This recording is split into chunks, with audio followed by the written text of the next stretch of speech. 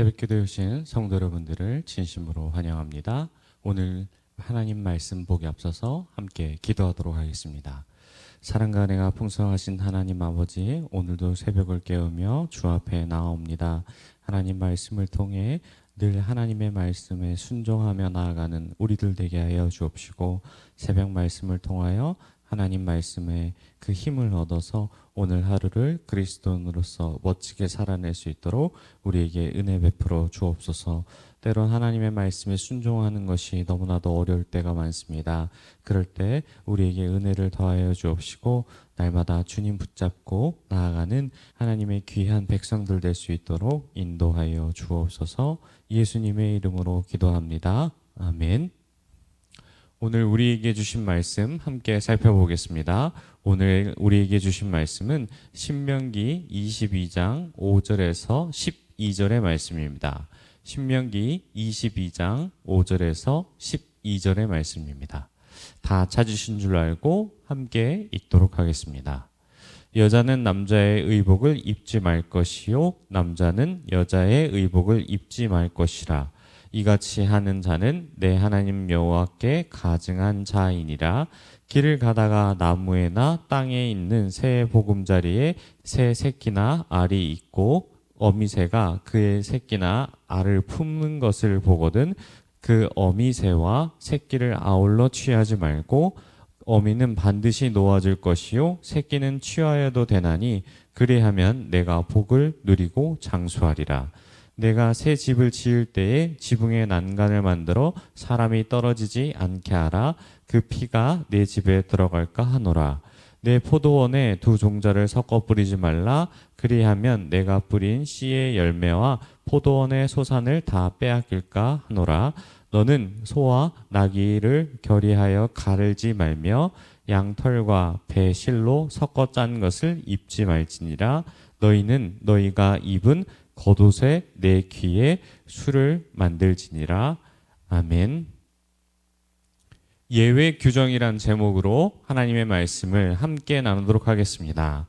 오늘 신명기 말씀에서 오늘의 본문은 굉장히 실생활에서 쓸 수 있는 예외적인 규정들이 나타납니다.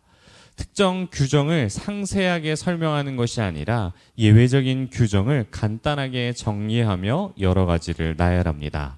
먼저 의복과 생태계를 보호하는 것, 그리고 집을 지을 때와 종자에 대한 규정까지 총 4가지 영역에서 이 규정들을 다룹니다. 이것은 서로 다른 규정이지만 한 가지 공통점이 있습니다. 바로 생명입니다. 하나님은 다양한 규정 가운데 가장 중요시 여기는 것이 바로 생명이었습니다. 생명과 관련된 부분을 다시 생각하며 이스라엘 백성들이 하나님의 말씀에 순종하여 그 생명을 얻기를 원하시고, 그 말씀 가운데 온전한 순종으로 말미암아 기뻐하시기를 원하셨습니다. 먼저 의복에 대한 규정을 살펴보면, 원어로 의복은 기구나 그릇, 물건의 뜻을 가지고 있습니다. 또 다른 본문에서는 이 원어적인 의미가 장신구나 무기로서 이해되기도 합니다. 다양한 형태로 사용되지만 오늘 본문에서 강조하는 것은 각자의 성별에 맞는 의복을 입으라는 말씀입니다. 그리고 이것을 혼용하여 입지 말라고 명령하시며 이를 가증한 것이라 말씀하십니다. 지금 시대에는 상당히 이해하기 어려운 규정입니다. 하지만 하나님께서는 어떤 의미에서 이를 말씀하셨을까요? 단순히 의복을 바꿔 입지 말라는 의미를 뛰어넘어 남성과 여성 자체의 성별의 의미를 혼합되는 것을 금지하신 것입니다. 현재 남녀 간의 성 정체성이 굉장히 혼합되어 나오는 부분이 많은데, 이 부분이 혼합되고 성 정체성이 혼란할 경우 생육하고 번성하라는 명령 자체를 수행할 수 없기 때문에 이와 같은 의미에서 말씀하신 것입니다. 두 번째로도 생명과 관련이 되어 있습니다. 어미와 새끼를 함께 취하지 말라 말씀하십니다. 만약 새끼를 계속 낳을 수 있는 어미새를 새끼와 함께 잡는다면 아마 그 새는 멸종 위기에 다다를 것입니다. 물론 이 규정은 생태계를 보호하는 규정이지만 생육하고 번성하여 땅에 충만하라는 말씀과도 연결지어 하나님이 창조하신 피조물이 멸종하지 않도록 잘 다스려야 되는 의무 또한 우리에게 있는 것입니다. 이 부분도 우리의 생명과 또 연결짓습니다. 만약 인간의 욕심으로 인해 무분별하게 동물들을 잡았다면 멸종하게 되어 더 이상 우리가 생육할 수 없는 상황이 되기 때문에 이 생명으로 연결지어서 하나님은 명령을 지킴으로 말미암아 우리가 복을 받고 장수할 수 있게 된다라고 약속하신 것입니다. 세 번째로는 집을 짓는 규정입니다. 새 집을 지을 때 지붕에 난간을 만들라고 하시는데 고대 이스라엘의 집을 살펴보면 주로 2층 집이 지어졌습니다. 그리고 1층에서 거주하고 생활하는 것이 아니라 대부분의 사람들은 2층에서 생활하였으며 2층에서 낮잠을 자고 혹은 잠을 자다가 떨어지는 경우가 다소 많았다고 합니다.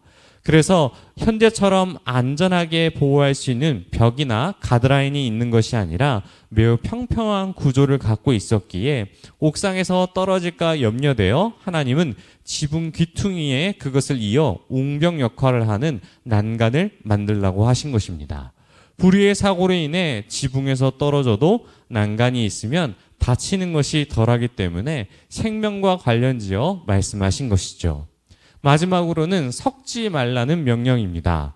포도원에 두 종자를 섞어서 뿌리지 말며 소와 나귀를 함께 묶어 농사짓지 말며 양털과 배실을 섞어 옷을 짜지 말라고 말씀하십니다. 먼저 포도원의 포도와 다른 작물을 심는 것을 살펴볼 수 있는데 현재는 이 일이 충분히 가능한 일이지만 하나님께서 말씀하신 의미로는 혼합된 것을 상징하기 때문에 두 종자를 섞어서 뿌리는 것을 금하신 것입니다. 뿐만 아니라 포도와 포도주는 성스러운 용도로 사용되기에 다른 것과 섞어 부정한 것을 미리 방지하기 위해 말씀하신 것이죠. 소와 나귀의 경우도 마찬가지입니다. 힘의 크기가 서로 다른 소와 나귀를 함께 묶어 농사를 지으면 나귀가 소에게 끌려다닐 것이 분명합니다. 또 마지막으로 다른 두 종류의 실을 꼬아 옷을 만들지 말라는 명령은 이방의 요소와 관련되어 있기에 실을 섞어서 짜지 않을 뿐더러 입는 것까지 함께 금하신 것입니다. 사랑하는 성도 여러분, 하나님의 말씀을 듣고 지키는 것이 우리의 생명과 관련되어 있음을 믿으십니까? 뿐만 아니라 우리는 그 말씀을 지킴으로 우리는 복을 받고 장수합니다. 남녀를 구분하고 동물의 종류를 구분하며 하나님이 구별하신 그 뜻이 우리를 위한 것임을 반드시 기억하시길 소망합니다. 지금에 와서 많은 것들이 하나님의 뜻을 혼잡하게 하는 일들이 많습니다. 그리스도인은 세상에서 구별된 삶을 살아야 하며 사소한 선택까지도 하나님 말씀에 기준을 두어야 할 것입니다. 말씀을 듣고 지키는 것은 우리의 생명과 관련되어 있습니다.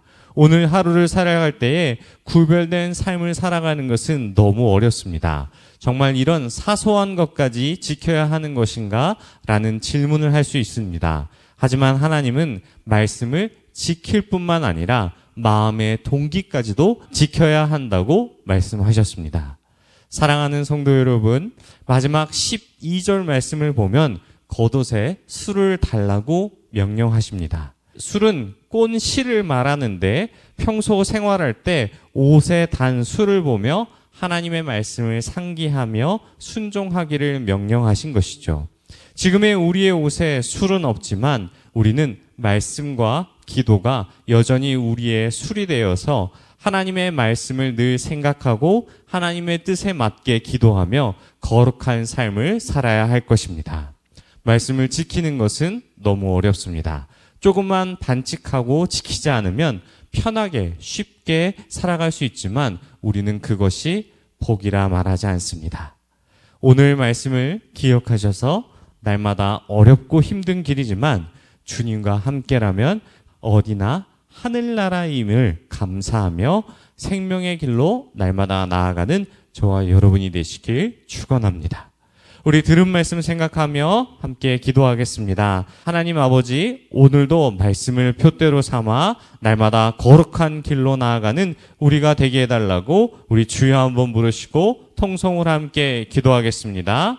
주여, 하나님 아버지 붙잡아 주시옵소서. 날마다 하나님의 은혜 가운데 우리의 심령이 하나님 말씀의 기준이 되어 하나님 말씀에 순종하며 나아가는 우리가 되게 하여 주옵소서. 말씀의 표대로 그 기준이 되어 날마다 거룩한 길을 걸어가는 우리가 되게 하여 주옵시고, 때론 이것이 어렵고 힘들 때마다 오늘 말씀에 위로받고 하나님께서 우리에게 복 주실 것을 기대하며 날마다 감사함으로 나아가는 우리가 되게 하여 주시옵소서. 우리 계속해서 기도하겠습니다. 말씀에 순종하는 것이 어려울 때에 하나님 성령의 은혜를 더하시고 마음판에 말씀이 새겨져 늘 주님 주신 마음 가지고 그리스도인으로 살아낼 수 있는 믿음 허락해 달라고 우리 함께 주여 한번 부르시고 각자 기도하다가 돌아가도록 하겠습니다. 주여.